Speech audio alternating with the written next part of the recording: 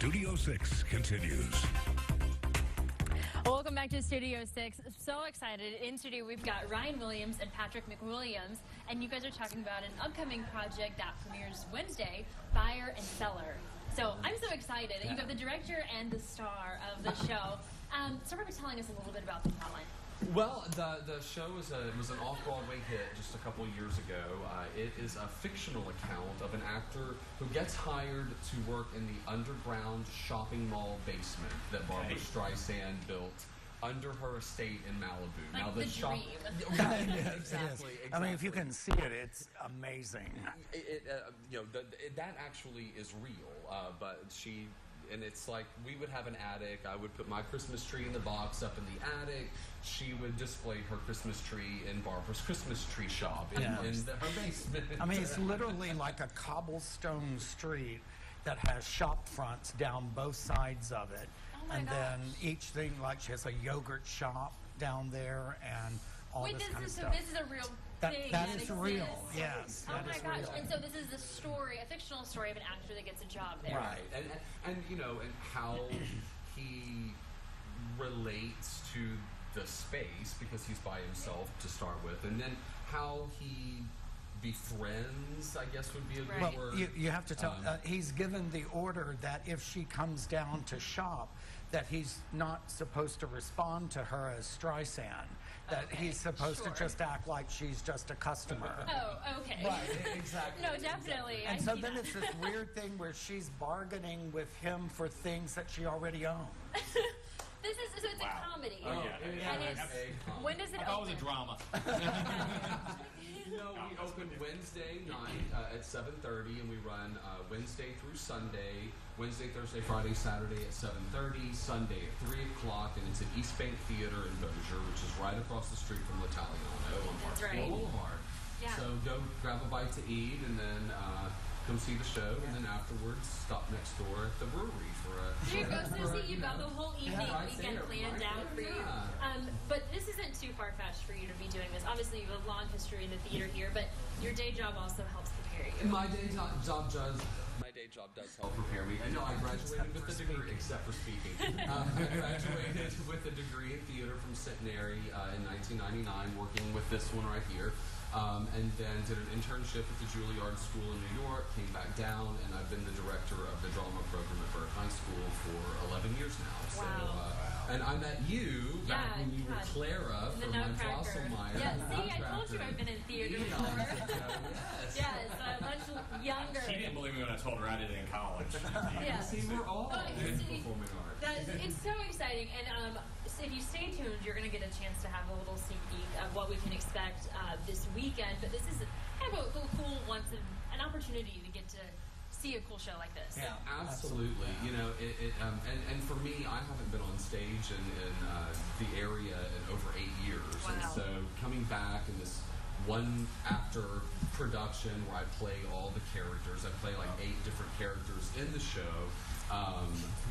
It's been just a great experience working with Patrick, who I've trusted, to direct me for so long, and it's a great welcome back to Shreveport Theater. I know we're going to hear something, but I guess my quick question for you is, since it's just one person, I mean, when something goes wrong, is it easy to go figure out what went wrong? It is. I know who to blame each time. But it's interesting because he has to switch back and forth from these characters so quickly. We're gonna switch gears here right now. Okay. Yeah. Because when we come back, we're gonna have a chance to hear something about this. Exactly. Get a few minutes sneak peek. Everybody, stay with us. Don't go away. Stay tuned for more right after these messages on NBC. Now, Studio 6 continues. And as promised, performing an excerpt from Buyer and Cellar. We now go over to Mr. Ryan Williams. Memories light the corners of my mind. Of course, the brain is basically round, so technically it has no corners. At least if you go by the first definition of corner in the dictionary, where 2 lines or edges meet to form an angle, which is the first thing one generally thinks of when hearing the word corner. The metaphor only really works with the 5th definition, a remote, secluded, or secret place, which is probably what it means. and what she wanted. Okay, before I tell you this story, we need to get a few things straight. First, this is a work of fiction. You know that, right? I mean, the premise is preposterous. What I'm going to tell you could not possibly have happened with a person as talented, famous, and litigious as Barbra Streisand. This is not journalism. There will be no excerpts on This American Life. I'm an actor. Perhaps you know my work.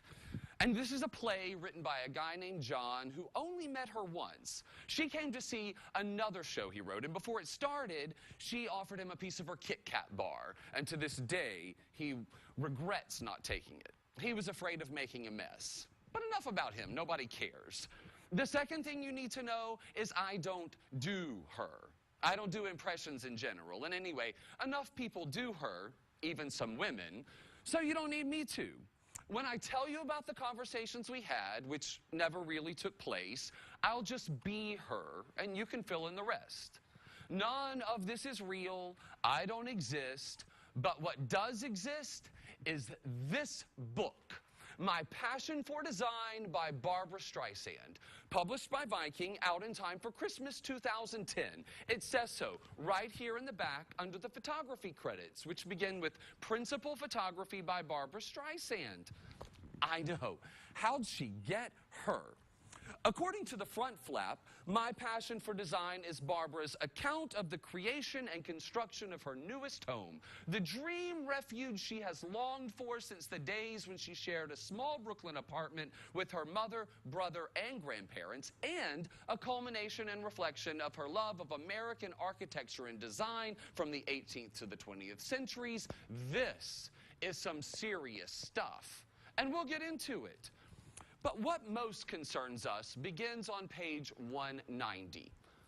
Underground, a basement? No, a street. Okay, here's the deal. After decades of fame, fortune, and unbridled acquisition, Barbra has a lot of stuff. Who doesn't? But Barbra didn't want some run-of-the-mill basement to keep it all in. Barbra doesn't like run-of-the-mill anything, although she does, in fact, run a mill. Page 44. Let us quote the relevant passage. Why not do a street of shops like I had seen at Winterthur? John had to look it up too. Winterthur is some decorative arts museum in Delaware. We're supposed to know that.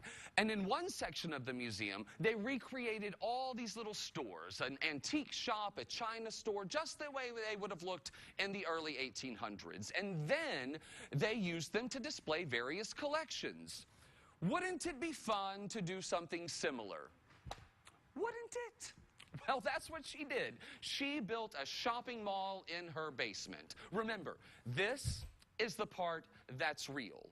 There's a doll shop, an antique store, a gift shoppy where they sell extra letter P's and E's, apparently, even an antique clothes boutique where she keeps all her old dresses.